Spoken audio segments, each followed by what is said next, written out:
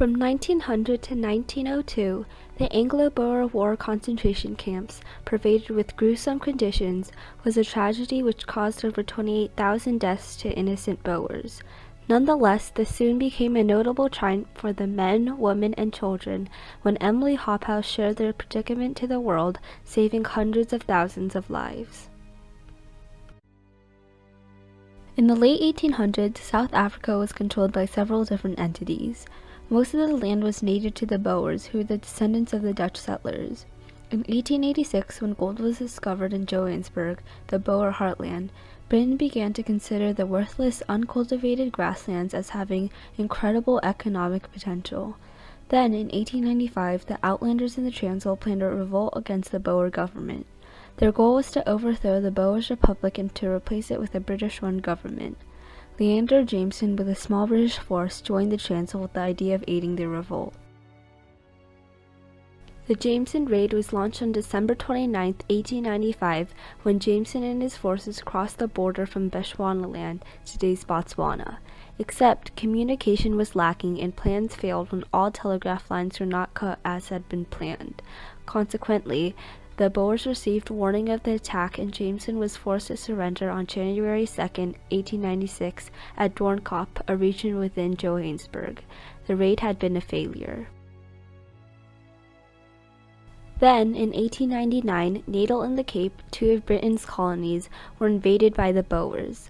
They besieged a British force at Ladysmith, and other British troops were pinned down at Kimberley and Mafeking. In March of 1900, Frederick Slade Roberts, a British commander, captured Bloemfontein, the capital of South Africa, and soon reinforcements came to the British from Canada, Australia, and New Zealand. Then, the British forces reached Pretoria, the capital of Transvaal. The greatly outnumbered Boers continued to fight under commanders Louis Botha, Christian de Wet, and Jan Smuts. Commander Herbert Kitchener then replaced Roberts as the new commander of the British forces. Kitchener soon realized that the success of the Boers heavily relied and depended on the support from the civilian populations. Thus, he proposed the establishment of concentration camps, where the Boer children and women would be confined. The new camps tragically had an extremely high death rate, due largely to the lack of medical services. In Britain, Emily Hobhouse started to work in the Women's Industrial Committee. There, she became familiar with methods of investigating needs on a large scale. She then learned about the Boer War Concentration Camps.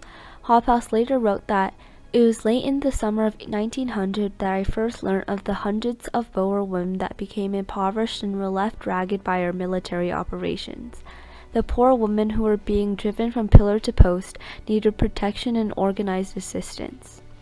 The result of this was that she obtained permission from the government to start the South African Women and Children's Distress Fund. After meeting Alfred Milner, a British colonial administrator, she gained permission to visit the concentration camps to supervise the distribution of the fund gathered from subscriptions and donations. She landed at Cape Town on December 27, 1900, and she immediately applied for permission to visit the concentration camps with the object of contacting the women in the camps. She left Cape Town on December 22, 1901, and arrived at Bloemfontein 2 days later. One of her first noticings at Bloemfontein was that there were almost 2,000 people at the concentration camp. Hobhouse soon found out that the system was a wholesale cruelty, pressing hardest on the children, and there was insufficient, unsuitable food. Families were separated and many were in conditions they did not have the strength to endure. What most distressed the women at the camps were the sufferings of their undernourished children. Sicknesses such as measles, bronchitis, pneumonia, and typhoid had already invaded the camps with fatal results. Shocked by the suffering and evident lack of material, Hobhouse felt feelings of almost complete hopelessness. She wrote, "My own fund was not calculated to provide such primal necessities such as a water supply, tents, fuel, and such things of huge cost. Without these things, relief was hardly more than a thing of mockery." When Hobhouse requested soap for the people, she was told that soap was a luxury and it was impossible to obtain without any money. She nevertheless succeeded, after a struggle, to have soap listed as a necessity, along with more straw, tents, and kettles. She also applied for the appointment of additional nurses and medical equipment for the camp. Over the next few weeks, Hobhouse visited several camps to the south of Bloemfontein. Everywhere she recorded the population and directed the attention of the authorities to the inadequate sanitary accommodations and food rations. The appalling increase in illness and death, and the fact that the military authorities did not bother to listen to her pleas, led her decision to return to England. She hoped that once there, she would be able to persuade the British government as well as the public to make an end to the conditions that she had witnessed. Then, in June of 1901, Hobhouse finally managed to deliver her report to the Marquis of Salisbury, Robert Cecil, and his government to bring an end to the British Army's scorched earth and concentration camp policy. Her report consisted of the unhealthy conditions of the camps, including descriptions of the unbearable weather like dust storms and thunderstorms. Hobhouse also described the stories of women at the camps and put her in her own perspective and opinion.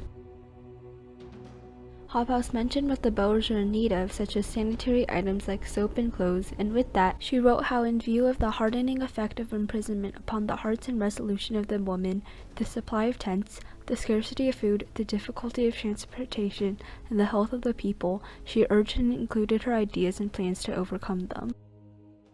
The extreme bare food rations of barely 3 pounds of food and drinks per day was also in addition to what the Boers severely lacked.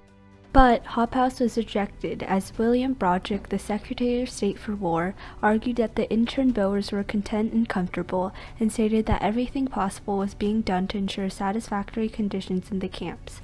Hobhouse then wrote how the picture of apathy and impatience displayed here refused to lend an ear to undeserved misery. Despite fierce opposition from newspapers supporting the government's stance, Hobhouse continued pleading the cause of the women and children in South Africa. She continuously arranged and addressed meetings, and from this, more funds were made available, and eventually, in August of 1901, the government was compelled to appoint a ladies' committee that would visit the camps in South Africa.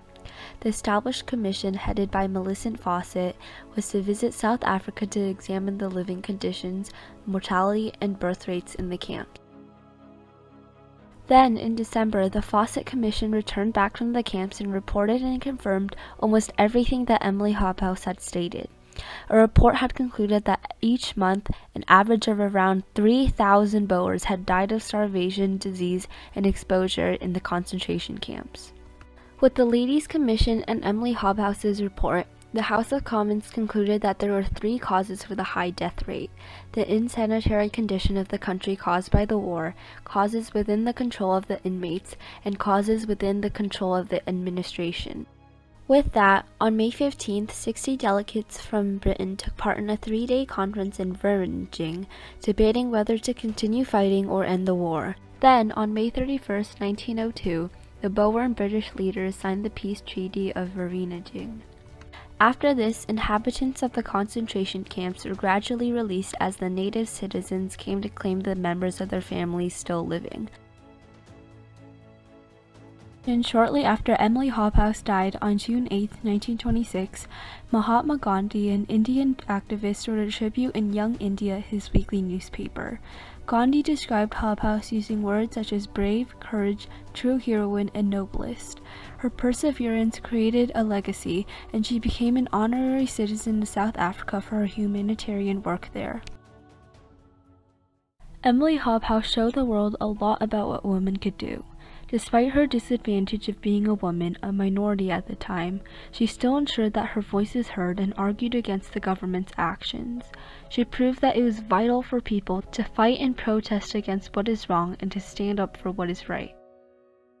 Insofar as she's remembered today, it is for the conflict that occurred between her and the British government over the issue of the government's behaviour in the South African War of 1899 to 1902.